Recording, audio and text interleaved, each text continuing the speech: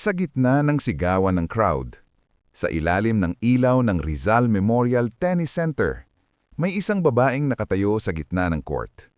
Hindi bilang panalo, kundi bilang isang atletang halos maiyak pero pilit na nakangiti. Hindi ito kwento ng tropeyo. Hindi ito kwento ng ranking. Ito ay kwento ng isang dayuhan na dumating sa Pilipinas bilang kalaban, pero uuwi bilang minahal ng mga Pilipino. Isang laban na muntik na niyang makuha, isang gabi na halos kanya na, at isang emosyon na hindi kayang ipaliwanag ng scoreline. Watch this video till the end. The final moments change everything.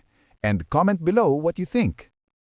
Mga ka-fans, ka-chika, at mga pusong mahilig sa kwentong may emosyon, welcome back sa channel. Ngayong araw, pag-uusapan natin ang isang tennis story na hindi inaasahang tumago sa puso ng maraming Pilipino. Isang pangalan na hindi pa ganoon kasikat dito noon, pero ngayon, hindi na basta makakalimutan. Donna Vekic, isang Croatian tennis star, world number 72, isang veteranang mandirigma sa international tennis scene. Pero sa loob ng isang linggo sa Pilipinas, si Donna Vekic ay naging higit pa sa atleta. Siya ay naging Tita Donna. Finals Day. Mainit ang panahon, mas mainit ang emosyon. Donna Vekic laban kay Camila Osorio ng Colombia. Isang WTA 125 final. Isang laban na may bigat, pressure at pangarak. Unang set, 6-2. Malinis, kontrolado. Parang sinasabi ng bawat palo, kaya ko to. Ikalawang set, 3-6. Bumawi ang kalaban. Ramdam ang tensyon.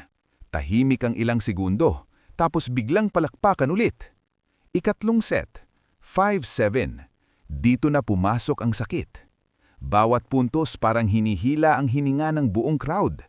Bawat rally may kasamang sigaw ng suporta. At nang matapos ang laban, hindi agad makagalaw si Donna. Hindi dahil pagod, kundi dahil emosyonal. Makikita sa mukha niya ang bigat, pero maririnig sa paligid ang pagmamahal. Bago pa man ang finals heartbreak, may isang buong linggong kwento ng tagumpay. 5 laban, 5 panalo, lahat straight sets. Isa-isa niyang dinaig ang mga kalaban. Tahimik, determinado, fokusado. Quarterfinals, Zhu Ling ng China. Semifinals, Tatiana Prozorova ng Russia. Isang Russian powerhouse, isang Chinese veteran, pero nanatiling matatag si Donna. At sa bawat laban, palaging nandoon ng crowd. Mga Pilipinong hindi niya inaasahan, mga taong may dalang banners, mga sumisigaw ng pangalan niya.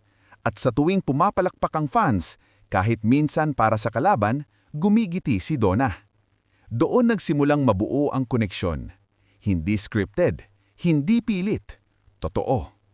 Pagkatapos ng finals, harap sa media, harap sa kamera, hindi agad siya makasalita.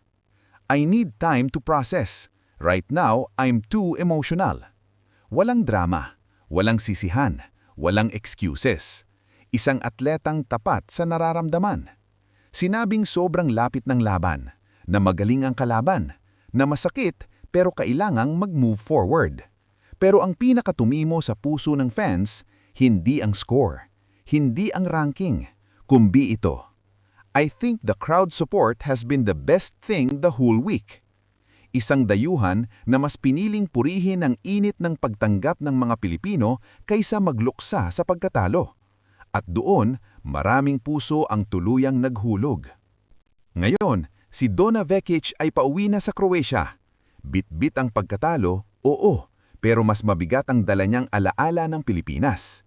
Isang linggong puno ng laban, isang linggong puno ng ngiti, isang linggong puno ng pagmamahal ng mga Pilipino. Para sa fans, hindi ito kwento ng talo. Ito ay kwento ng koneksyon, ng respeto, ng pusong nagtagpo kahit sandali lang. Babalik pa kaya si Tita Donna? Mas malakas, mas handa, mas inspiradong muli. Isa lang ang sigurado, may iniwan siyang puso sa Pilipinas at may iniwan na alaala ang Pilipinas sa kanya. At ikaw, Ano ang naramdaman mo sa kwento ni Donna Vekic? Comment below what you think. Like kung ramdam mo ang emosyon. Subscribe para sa mas marami pang kwentong hindi lang chismis, kundi damdamin. Hanggang sa susunod na kwento, ka-fans!